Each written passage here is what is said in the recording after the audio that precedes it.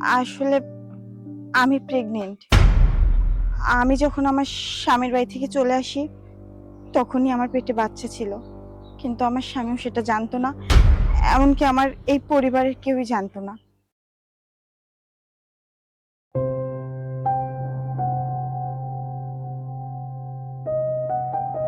কি রে মা, তোর কি হয়েছে? কিরকম করে আইছিস, কাঁদতেছিস? মা, আমি ওই বাড়ি থেকে একেবারে চলে এসেছি। কেন? কারণ তোর জামাই আমাকে ডিভোর্স দিয়ে দিয়েছে মা।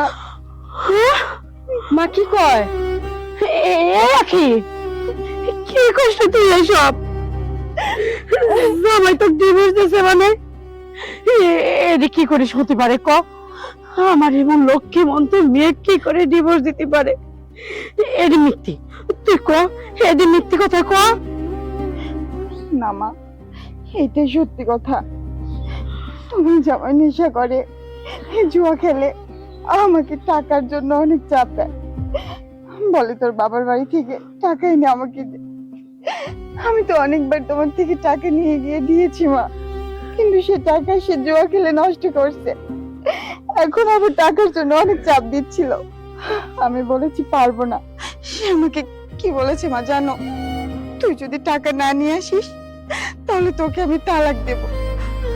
আমিও রাগে বলেছি তুমি আমাকে তালাক দিলে দাও, আমি তবু আমার মায়ের কাছে আর চাপ দিতে পারবো না। তারপরে সে আমাকে অনেক মারধর করে। চিন্তা করিস না রে মা, কপালে যা ছিলি তাই তো হয়েছে, ভাগ্য তো কেউ বদলাতে পারে না। আমি চিন্তা করতেছি তোর বাপের কথা, তোর বাপ যদি এসব শোনে খুব কষ্ট পাবে রে। তোর বাপটা কোনে গেল, কোনো দিকে তো দেখতেছি নি। ওগো, কোনে গেলে? আব্বু, কোনে গেলে? আব্বু, কই গেছাও? আমি এখানে কি হয়েছে? আরে মা, তোর কি হয়েছে? কান্দছিস কে? তুমি কি জানো তোমার মেয়ে তোর জামাই সাইডে দিয়েছে, তালাক দিয়ে দিয়েছে? এ মা, জামাই ছেড়ে দিছে তাই কি হয়েছে? আমি তো তোর বাবা, এখনো বাইসে আছি, মরে তো আর যাই নাই। তোর কোনো টেনশন নেই মামা। আরে মা, তোর বাপ তো আছে, আমি আছি। জামাই তোর সাথে অবিচার করতে পারে, আমরা তো বাপ মা, তোকে ফেলাতে পারি? সারা জীবন বাপ মার ঘাড়ের উপর পড়ে থাকবো, তাও কোনোদিন বোঝা হবো না।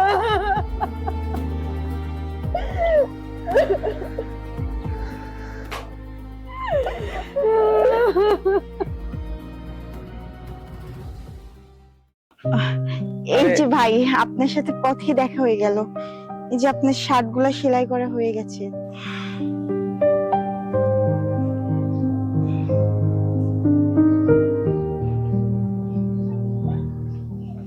বাহ, অনেক সুন্দর সেলাই করছেন তো। আচ্ছা, কি কাজ করছে আপনি? হ্যাঁ, আমি করেছি।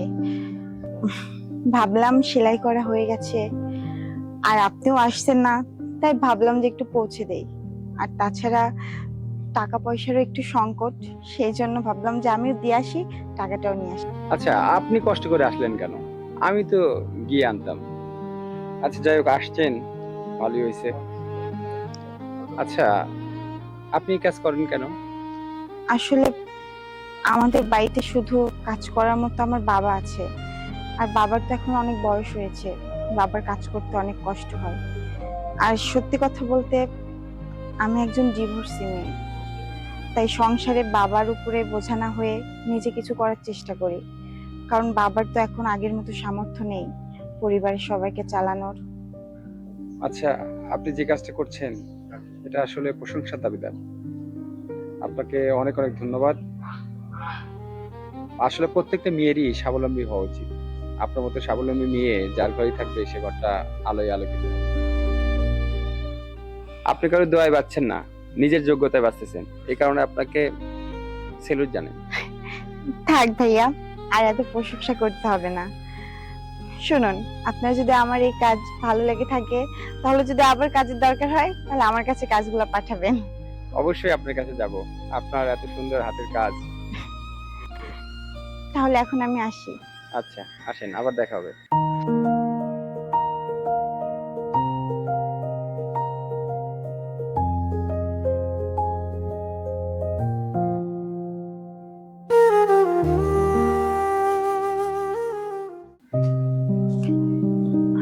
আরে সোহেল ভাই, হ্যাঁ। কেমন আছেন? এই তো আলহামদুলিল্লাহ। মায়া, তুমি কেমন আছো? আসলে আমি স্বামীর বাড়ি থেকে একেবারে চলে এসেছি। আর স্বামীর বাড়ি থেকে আসার পরে বাবার বাড়িতে সেলাই মেশিনের কাজ টাজ করতেছি। জানেনই তো আমাদের অভাবের সংসার, বাবা একা একা রোজগার করতে পারে না, তাই বাবাকে একটু সাহায্য করার জন্য সেলাইয়ের কাজ করি। আপনার হাতে যদি কোনো কাজ থাকে আপনি আমাকে দিতে পারেন।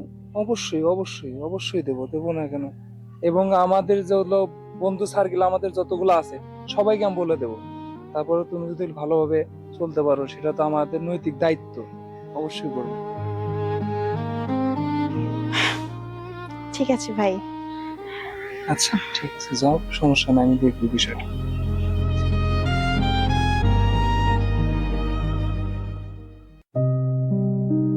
কিরে বন্ধু, কোনো কিছু নিয়ে চিন্তা করতেছিস নাকি? আরে না, তেমন কিছু না। আচ্ছা, তুই কি উত্তরপাড়ার মায়া নামের কাউকে চিনিস? হ্যাঁ, চিনবো না কেন, তো করিম চাচার মেয়ে। জানিস বন্ধু, মেয়েটা কিন্তু অনেক দুঃখী। কিছুদিন আগে করিম চাচা গ্রামে থেকে ধার দেনা করে জমি বন্ধক রেখে মেয়েটাকে বিয়ে দিল।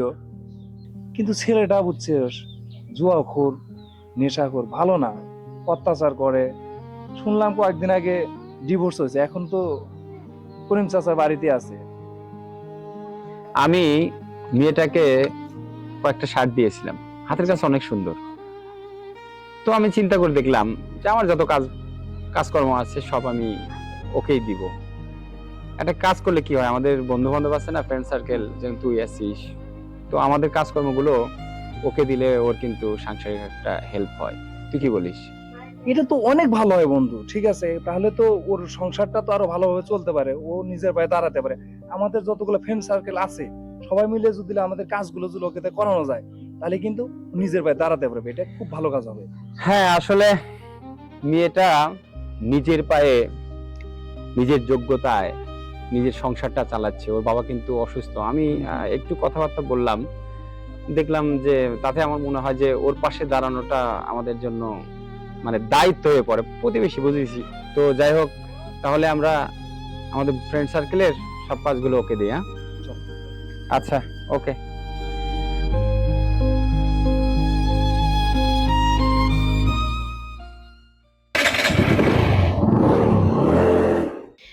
নূপুর, তুইও তো সেলাইয়ের কাজ টাজ করিস, আর আমিও তো এখন সেলাইয়ের কাজটা শুরু করছি।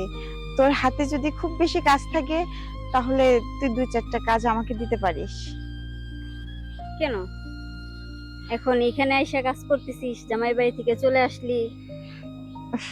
আসলে হয়েছে কি, আমার জামাইয়ের সাথে আমার একদম বিচ্ছেদ হয়ে গেছে রে। এখন বাবার বাড়িতে আসছি, জানিসই তো আমার বাবা একজন কৃষক। বাবার পক্ষে পরিবার চালানো একা একা সম্ভব হয়ে ওঠে না। তাই ভাবলাম যে আমি যেহেতু টুকটাক কাজ জানি, যদি বাবার পাশে দাঁড়াতে পারি, সেজন্য তোকে বলছি। তোর হাতে নাকি অনেক কাজ থাকে, আমাকে কিছু কাজ দিস। আচ্ছা ঠিক আছে, দিমুনি, সমস্যা নাই। আচ্ছা ঠিক আছে, তাহলে থাক। আচ্ছা।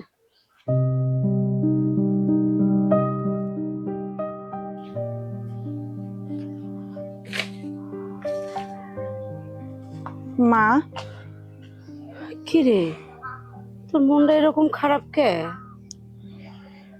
মা, গেছিলাম তো কাজের জন্য, সবার কাছে কাজ চাইতে গেছিলাম, কিন্তু কাজ তো পেলাম না। সবাইকে বললাম যে নতুন করে সেলাইয়ের কাজ শুরু করছি, নূপুরকে বললাম, সোহেল ভাইকে বললাম, আরো অনেককেই বলেছি। জানি না আদৌ কাজ আসবে কি আসবে না। মারে, এত হতাশ হইস নি, উপরে তো একজন আছে, আল্লাহ ঠিক একটা ব্যবস্থা করবে। আল্লাহ কাউকে নিরাশ করে না। আল্লাহ সবার আহার দিয়ে এই পৃথিবীত পাঠাইছে, তোরও একটা ব্যবস্থা হয়ে যাবে। মা, তোমার কথাই যেন সত্যি হয়। জানো মা, আমি চাই না তোমাদের সংসারে এসে আমি তোমাদের সংসারে বোঝা হয়ে থাকতে। কারণ আমি তো দেখি বাবার এখন বয়স হয়েছে, বাবা এখন আগের মতো কাজ করতে পারে না। তাই আমি আমার সাধ্য মতো চেষ্টা করব মা, তোমাদের পাশে দাঁড়ানোর। বাবাকে একা একা কষ্ট করতে দিব না। আমার যত কষ্টই হোক, যেভাবেই হোক, আমি আমার কাজ ঠিকই চালিয়ে যাব মা। তোর উপর আমার আত্মবিশ্বাস আছে, তুই পারবো, তুই আমার সাহসী মেয়ে। কিন্তু মা জানো, আমাদের এলাকার নানান মানুষ আমাকে নানান ধরনের কথা বলছে। স্বামী আমাকে ছেড়ে দিয়েছে, স্বামী সংসার করতে পারেনি, আমি নাকি খারাপ। এর কি উত্তর দেব মা? মারে, কোনো উত্তর দেওয়ার দরকার নেই। কথাই আছে না, সময় সবকিছু কয়ে দেয়। সময় আসুক, ওরে যোগ্য জবাব ওরা ঠিক পায়ে যাবে। তুই ওরে জন্য কি মন খারাপ করে থাকবো? মা, তুই যে সিদ্ধান্ত লিছিস সঠিক সিদ্ধান্ত লিছিস। একটা ভুল মানুষ, একটা ভুল সংসারের জন্য কি তোর জীবনটা শেষ করে দিব? তোর কি সুন্দর ভবিষ্যৎ নেই? কারো কথা না শুনে, কারো দিক না তাকায়ে নিজের মতো সামনের দিকে আগায় যা, দেখবো তোর একটা নিজস্ব পরিচিতি হবে, নিজস্ব একটা সংসার হবে, নিজস্ব ঘর হবে। তুই সুখে শান্তিতে সংসার করবো।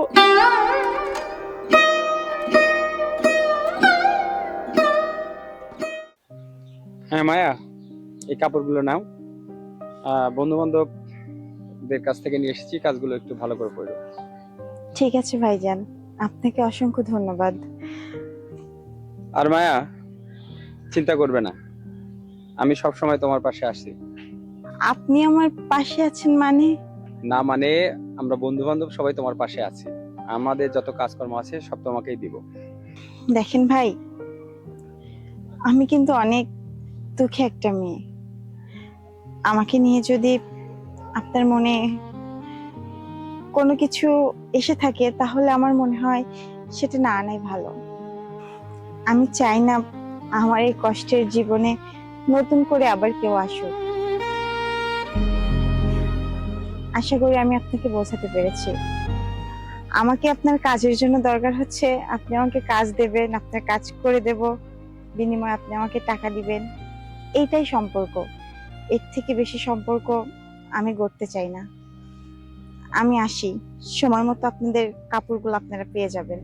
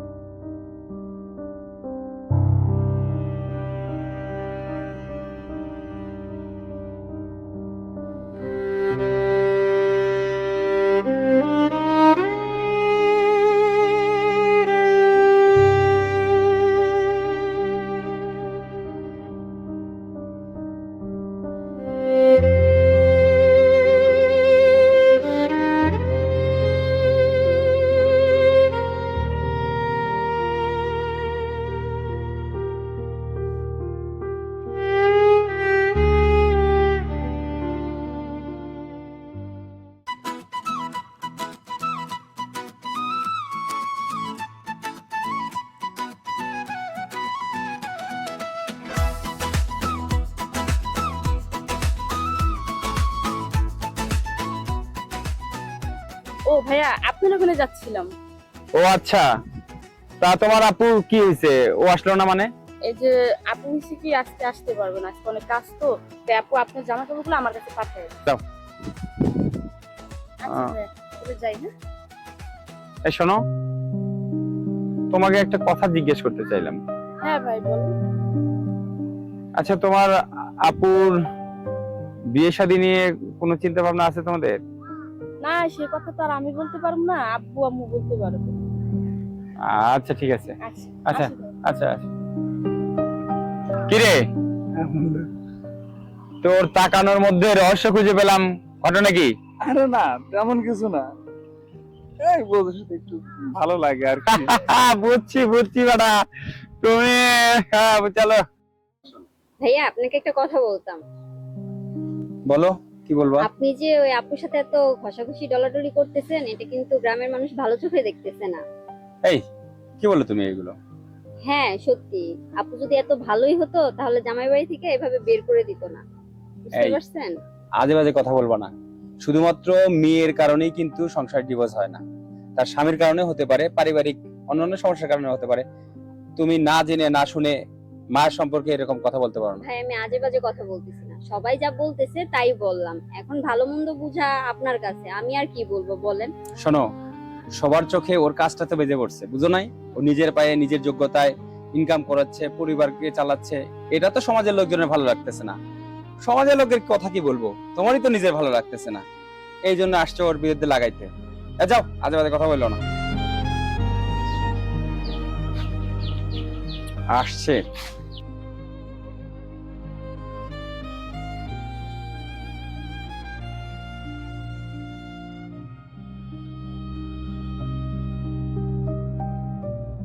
মায়া, দাঁড়াও। এভাবে আপনি কেন আমার পথ আটকালেন? দেখেন নাজমুল ভাই, আপনি যে নুপুরের সাথে কথা বললেন তো আমি দূর থেকে সব শুনেছি। আপনি শুধু শুধু আমার জন্য লোকের কথা কেন শুনবেন? আপনাকে তো আমি এর আগেও বলেছি, আমাকে নিয়ে যদি আপনার মনে কিছু থেকে থাকে সেগুলো বাদ দিয়ে দেন। আপনি আমার জন্য লোকের কাছে কত কথা শুনছেন, আর লোকজন তো মিথ্যা কথা বলছে না, যা বলছে সবই সত্যি বলছে। এই, এসব বাদ দাও তো। দুষ্ট লোক দুষ্ট কথা বলবেই, আর সমাজের লোকজনের কাজই হচ্ছে মানুষের পিছনে লাগা, এসব লটানো।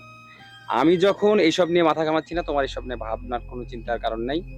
আমি তোমার পাশে আছি। আমার পাশে আপনাকে থাকতে হবে না। আর আপনি বললেন না কে কি বললো তাতে আপনার কোনো কিছু আসে যায় না। আপনার কিছু আসে যায় না গেলেও আমার অনেক কিছু আসে যায়, কারণ আমি তো মেয়ে মানুষ। তারপরও আমার জীবনে একটা কলঙ্ক আছে। দেখেন, মানুষ ঠিকই বলে আমি অপয়া অলক্ষী, তাই যদি না হতাম তাহলে কি স্বামীর সংসার ছেড়ে বাবার বাড়িতে এসে থাকতাম? শোনেন ভাই, আমার প্রতি যদি আপনার কোনো দুর্বলতা থাকে, আগেও বলেছি আবারও বলছি, সবকিছু বাদ দিয়ে দিন। আমি চাইবো না শুধুমাত্র আমার জন্য আপনি লোকজনের কাছে ছোট হন, কারণ সমাজে বাঁচতে হলে সবাইকে নিয়েই বাঁচতে হবে। তাই বলে কি আমাকে নিয়ে আপনি কোনো চিন্তা করবেন না।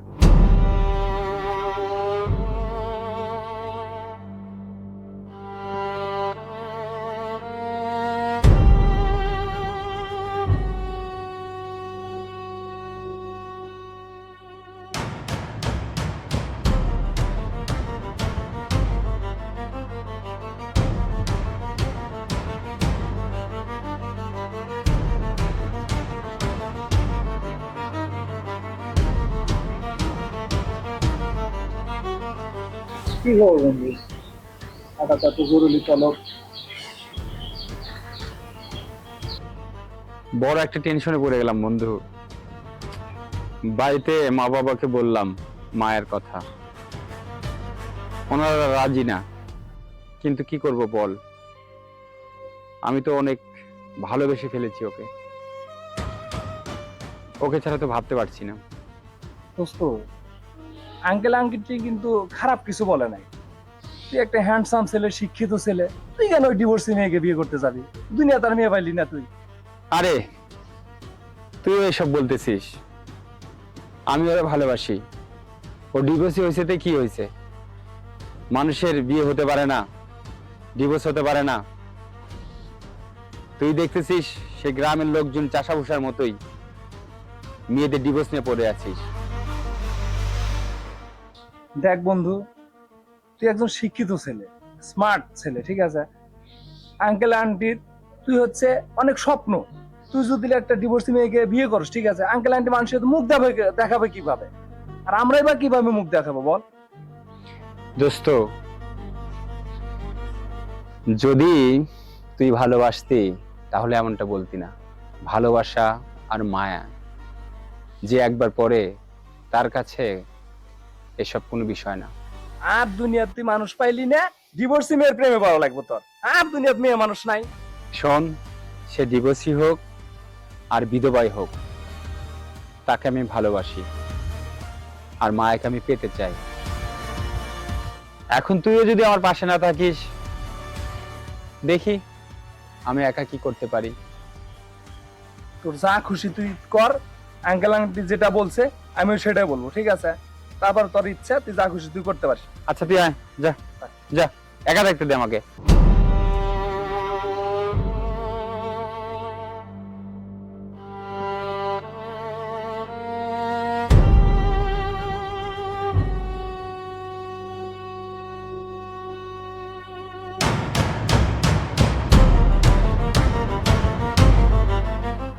না, এভাবে আমাকে বসে থাকলে চলবে না, একটা কিছু করতে হবে। আমি আজই মায়ের সঙ্গে দেখা করব।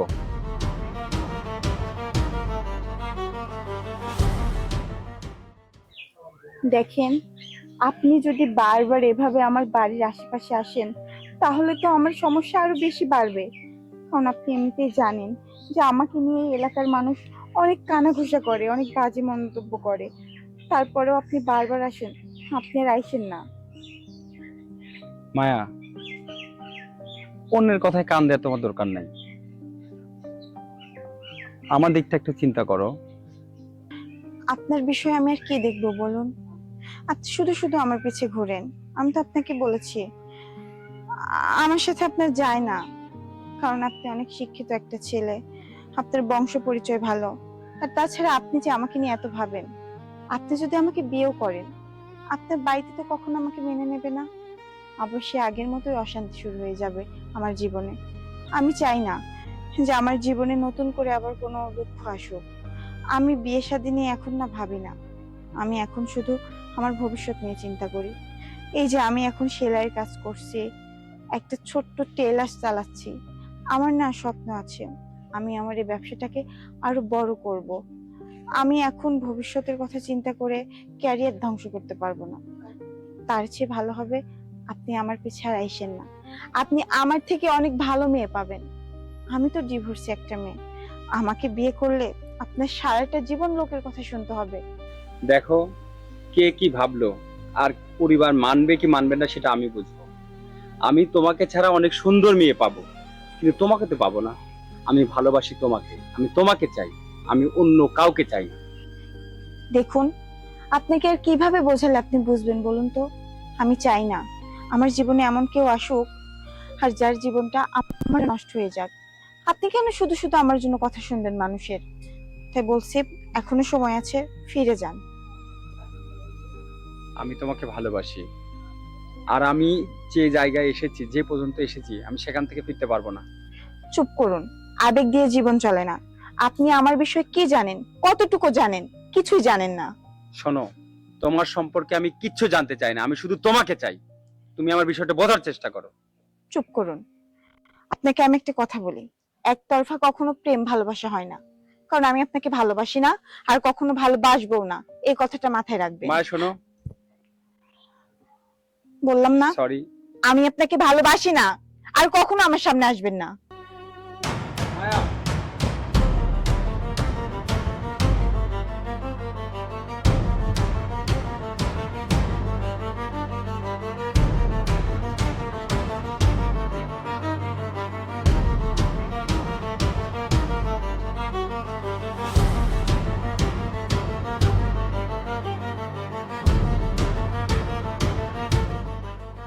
ভাইয়া, বসবো? ও বসো। ভাই, একটা কথা বলবো? বলো। আমি দেখছি ভাই, আপনি আমার আপুর জন্য অনেকের কাছে অনেক কথা শুনছেন, অনেক কিছুই হয়েছে। তো ভাই, আসলে আপনি আমার আপুর সম্পর্কে তেমন কিছু জানেন না। আর আপনার এইসব কিছু জানা খুব দরকার। আসলে আগে স্বামীটা ভালো না, নেশা করতো, জুয়া খেলতো, টাকার জন্য আপুর উপর অনেক অত্যাচার করতো, অনেক মারধর করতো, ঠিক মতো আপুর মানে খেতেও দিত না, মারধর করে এখন বাসা থেকে বের করে দিচ্ছে ডিভোর্স দিয়ে।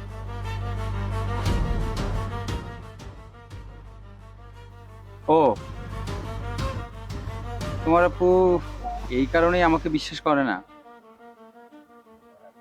না ভাই। দেখো মাহি, পৃথিবীর সব পুরুষই এক না। আর তোমার আপা যে চিন্তা ভাবনায় আছে সেটাও কিন্তু এক না। একটা নারী সমাজে চলতে হলে একটা পুরুষের প্রয়োজন। স্বামী ছাড়া একটা নারী কখনোই নিরাপদ নয়। তুমি যদি আমার হয়ে একটু বোঝাতে তাহলে হয়তো কিছু একটা হতো। দেখেন ভাই, আমি আপনাকে যা বলার বলছি, আপনি যেটা ভাবতেছেন সেটা কখনোই সম্ভব না। আমার আপু মনে হয় না যে কখনো দ্বিতীয়বার বিয়ের সাথে বলতে। আমার যতটুকু বলা দরকার ছিল আমি আপনাকে বলছি, এখন বাকিটা আপনার উপরে। আসি।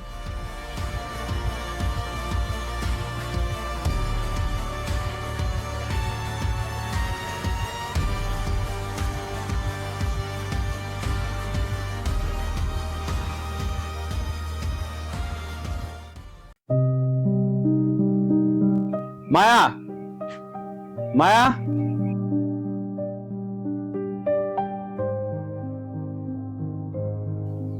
বাবা তুমি এখানে? মায়া কই? দেখো বাবা, তুমি আমার বাড়িতে এসে এই মায়া মায়া গাইছিলে তোমার পরিবেশটা নষ্ট করো না। কারণটা হচ্ছে এটাই, তুমি একটা শিক্ষিত ছেলে এবং স্মার্ট, তুমি কেন মায়ের পিছনে পড়ে থাকবা? আর মায়ের সাথে তুমি অনেক সুন্দর মাইয়া পাবা। বাবা আমি বলি কি, তুমি আমার মাইয়ার কিছু ছেড়ে দাও। আচ্ছা চাচা, আপনাদের সমাজের এটা কোন নিয়ম? একটা মেয়ের ডিভোর্স হয়েছে বলে তার জীবন এখানে শেষ হয়ে যাবে? সে নতুন করে স্বপ্ন দেখতে পারে না, নতুন করে বিয়ে করতে পারে না? এটা কোন ধরনের নিয়ম? বাবা এটাই আমাদের সমাজের নিয়ম। আর তুমি যতই আবেগ দিয়ে কথা বলো না কেন, এটা তোমার বাবা মা কখনোই মেনে নেবে না বাবা। চাচা আমি এইসব নিয়ম কিচ্ছু মানি না, আমি শুধু মায়াকে চাই। আপনি আবার কেন আমাদের বাড়িতে আসছেন? আচ্ছা আমি কি কারণে আসছি তুমি জানো না? আপনি কেন আসছেন তা আমি জানতে চাই না। আর আপনাকে আমি নতুন করে কি বোঝাবো? আপনাকে তো আমি বারণ করেছি যে আপনি অযথা আমার পিছু ঘুরবেন না, কারণ আমার পক্ষে সম্ভব না আপনার সাথে সম্পর্কে জড়ানো বা আপনাকে বিয়ে করা। আচ্ছা, আপনি কিসের জন্য আমার পিছু পিছু ঘুরেন? আপনি কি আমাকে করুণা দেখাতে আসছেন? হ্যাঁ, যে এই সমাজের সবাই আমাকে অবহেলা করছে, আর আপনি সেই করুণা দেখিয়ে আপনি আমাকে বিয়ে করবেন? শুনুন, আপনাদের মতো অনেক ছেলে আমার পিছে ঘুরে, কিন্তু আমি সবাইকে বুঝি তারা আমার সাথে সংসার করার জন্য ঘুরে না, সবাই শুধু আমাকে ভোগ করার জন্য চায়। আপনিও তাদের মধ্যে একজন। কারণ আমি জানি একটা বিবাহিত মেয়েকে কখনো কোনো পুরুষ ভালোবাসতে পারে না। আর তাছাড়া আমার অনেক কলঙ্ক, সবাই জানে আমি স্বামী সংসার ছেড়ে বাবার বাড়িতে এসে পড়ে আছি। আর আপনি সেই সুযোগটা কাজে লাগাবেন, আপনি আপনার পরিবারকে দেখবেন, আপনি হয়তো আপনার পরিবারকে এটা বোঝাবেন যে মেয়েটার একবার বিয়ে হয়েছিল, কিন্তু আপনি কি জানেন আমার জীবনে আরেকটা গোপন সত্য আছে? সেটা যদি আপনি জানেন, আপনিও আমাকে অবহেলা করবেন, আপনিও আমাকে আর চাইবেন না। তাই বলছি, আপনি আমার জীবন থেকে সরে যান।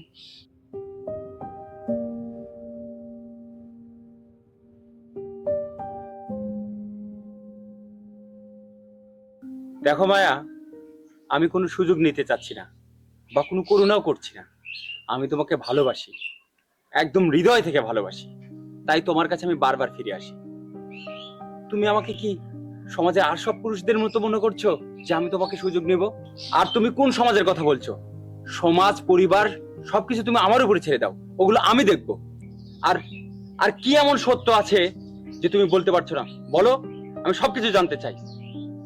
আসলে আমি প্রেগনেন্ট। আমি যখন আমার স্বামীর বাড়ি থেকে চলে আসি তখনই আমার পেটে বাচ্চা ছিল, কিন্তু আমার স্বামীও সেটা জানতো না, এমনকি আমার এই পরিবারের কেউই জানতো না। আপনি কি পারবেন পারবেন আমার এই অনাগত সন্তানের দায়িত্ব নিতে? কখনোই পারবেন না, কারণ আপনি হয়তো এখন আমার রূপ যৌবন দেখে মোহে পড়ছেন, কিন্তু আমার এই সন্তানের দায়িত্ব আপনি নিতে পারবেন না। তাই বলছি সময় থাকতে এখনো ফিরে যান। দেখো মায়া, আমি তোমাকে ভালোবাসি, আমি তোমার মায়ে পড়ে গেছি, আমার এখান থেকে ফিরে যাওয়া সম্ভব না। আর তোমার বাচ্চার কথা বলছো, সেটা আমার কাছে কোনো বিষয় না। আমি তোমাকে ভালোবাসি মানে আমার তোমার সবকিছু ভালোবাসি। তোমার বাচ্চা সেও আমার, আমি শুধু তোমাকে চাই। আর দেখো, ভুল করলে সে করছে, তোমার বাচ্চা তো কোনো ভুল করেনি। আজ থেকে তোমার বাচ্চা আমার, আমি ওকে মানুষ করব, ও আমার পরিচয় বড় হবে। মারে, তুই আর অমত করিস না, রাজি হয়ে যা। হরে মা, একটা মেয়ে মানুষ সারা জীবন একা থাকতে পারে না। এত সুন্দর একটা সাওয়াল, আমিও শুনেছি ও নাকি খুব ভালো। মেলা মানুষই কইলি সাওয়ালটা ভালো। মেয়েটা বিয়ে করতে চাচ্ছে, বিয়ে দিয়ে দাও মা। আমরা আর কতদিন বেঁচে থাকবো মারে?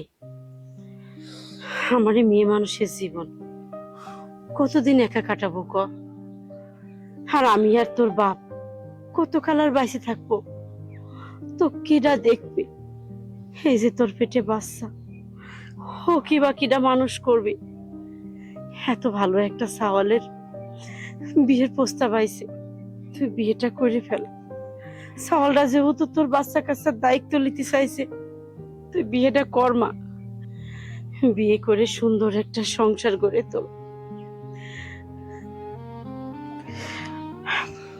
মা,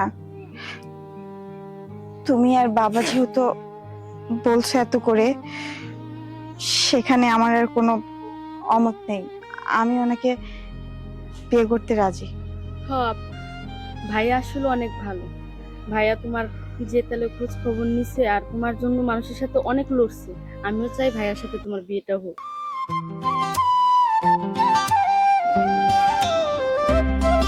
বাবা, আমার এটা বড় মেয়ে, আজ থেকে আমার মেয়ের দায়িত্ব তোমার হাতে তুলে দিলাম বাবা।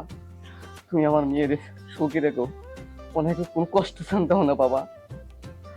চাচা যান, আপনি কোনো চিন্তা করবেন না। আজ থেকে মায়া এবং মায়ার সন্তানের দায়িত্ব আমার, আর ওর স্বপ্নও আমার। ওই চাইছিল ওর ছোট্ট দোকানটা বড় করার জন্য, আমি নিজের হাতে নিজের খরচে ওর স্বপ্ন পূরণ করব। আমি দোকানটাকে অনেক বড় করে সাজিয়ে দিব। আর দর্শকের উদ্দেশ্যে আমি এটা বলতে চাই, একটা মেয়ের ডিভোর্স বলতেই তার জীবন শেষ না, সেখান থেকেও জীবন শুরু হতে পারে।